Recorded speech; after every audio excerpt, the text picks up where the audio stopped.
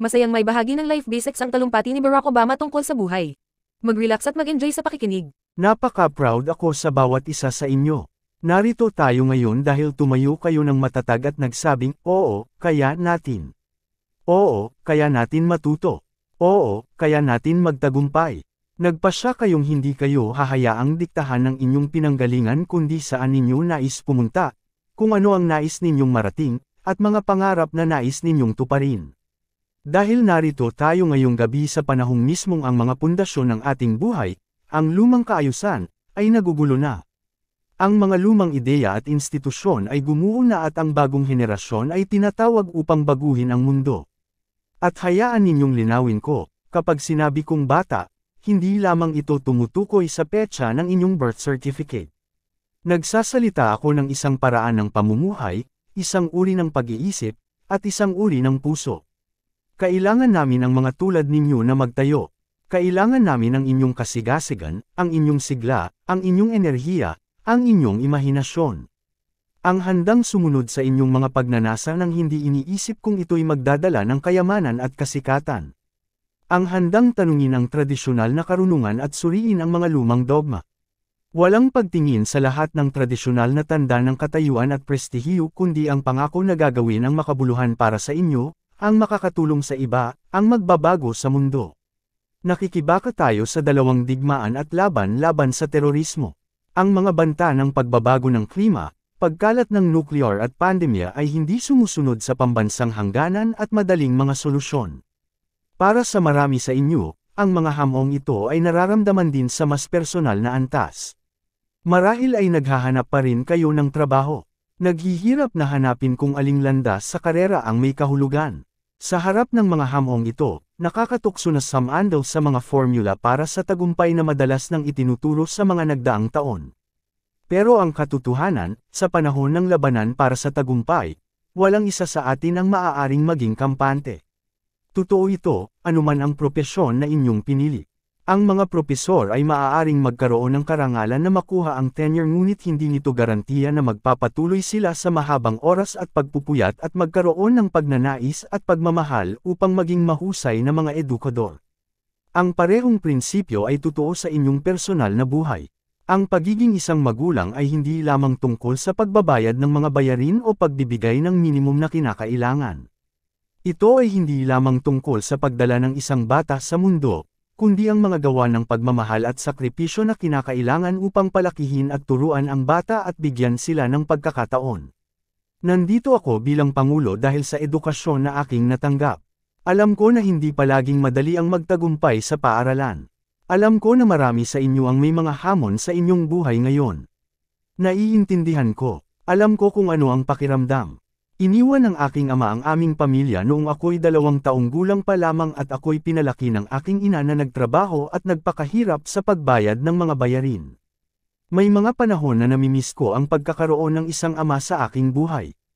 May mga panahon na ako'y nag-iisa at pakiramdam kong hindi ako nabibilang. Kaya't hindi ako palaging nakapokus sa paaralan at nagawa ko ang ilang bagay na hindi ko ipinagmamalaki. Nahinto ako ng ilang ulit at ako'y napasama sa mas maraming alanganin kaysa dapat. Ang buhay ko ay madaling maaring lumihis patungo sa mas masama pero ang aking ina at ang aking mga lolo't lola ay pilit akong pinagsikapan na magtagumpay. Ako'y nagkaroon ng maraming pangalawang pagkakataon at nagkaroon ako ng pagkakataong pumasok sa kolehiyo at paaralan ng batas at sundan ang aking mga pangarap. Huwag ninyong hayaang bumaba ang nakaraan sa inyo. Kailangan ninyong hayaang ito'y maging inspirasyon sa inyo. Lahat dito ay may kanya-kanyang kwento. Alam ng bawat isa sa inyo kung ano ang kinailangan para makarating dito. Ngunit sa pagtuntong sa yugtong ito, mayroong isang aral na hatid ng bawat isang nagtatapos sa silid na ito. Hindi mahalaga kung nasaan ka o ano ang meron ka. Ito ang sino ka dahil ibabato ng buhay sa iyo ang ilang bagay. Ang katotohanan ay walang isang kahit isa sa mga nagtapos dito ngayon ang madali ang naging buhay. Wala sa inyo ang binigyan ng lahat ng bagay nang walang kahirap-hirap. Kailangan ninyong magtrabaho para dito, kailangan ninyong paghirapan, at higit sa lahat, kailangan ninyong maniwala sa inyong mga sarili. Oo, kayo ay laging nasa ilalim, walang nag-abot sa inyo ng anuman ng hindi pinaghirapan.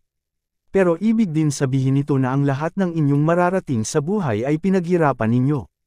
Anuman ang mga gantimpala at kaligayahan na inyong aanihin, mas magpapahalaga kayo sa mga ito dahil dumaan ito sa inyong sariling pawis at pagpupunyagi, bunga ng inyong sariling pagsisikap at talento.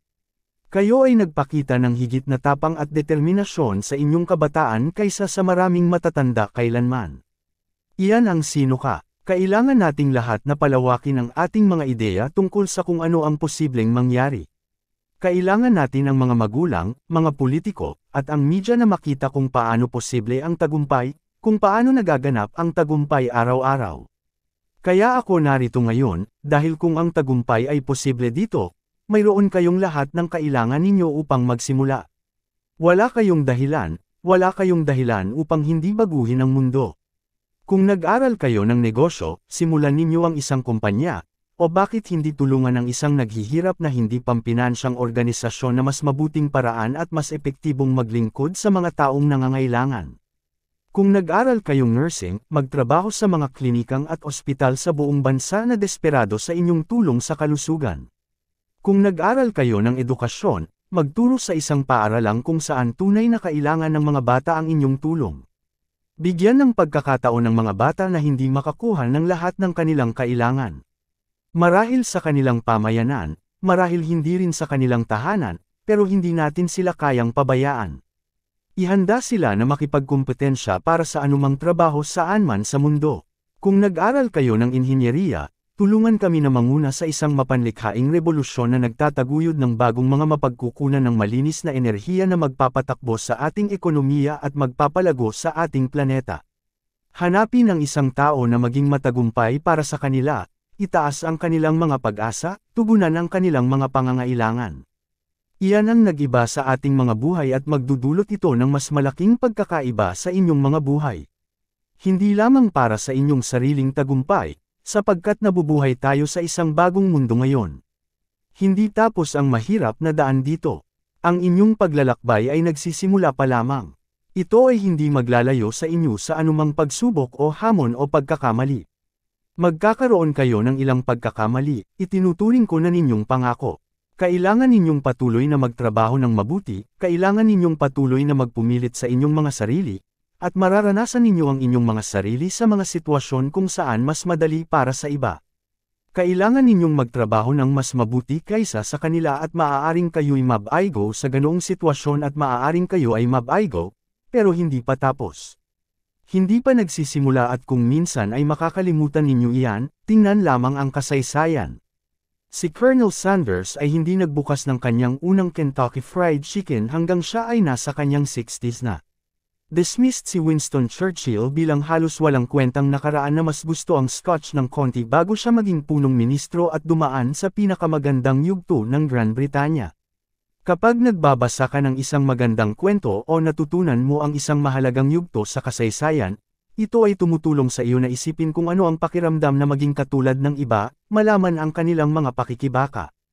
Ang bawat isa sa kanila sa isang punto sa kanilang buhay ay walang anumang titulo o kakaunting estado na maipagmamalaki, ngunit sila ay mayroong pagnanasa, isang pangako na sundan ang pagnanasa na saan man ito magdulot at magtrabaho ng masigasig sa bawat hakbang sa daan.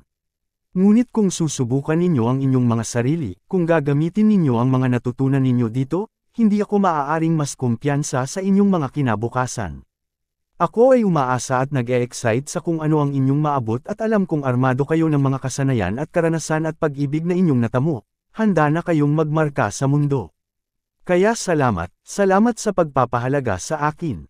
Alam kong ang pag-uumpisa ng inyong mga karera sa panahong puno ng problema ay isang hamon ngunit ito rin ay isang pribilehiyo sapagkat ang mga sandaling tulad nito ay pilit tayong pumilit ng mas mahirap at mas malalim at makadiscover ng mga regalo na hindi natin alam na meron tayo, upang hanapin ang kahalagahan na nasa bawat isa sa atin.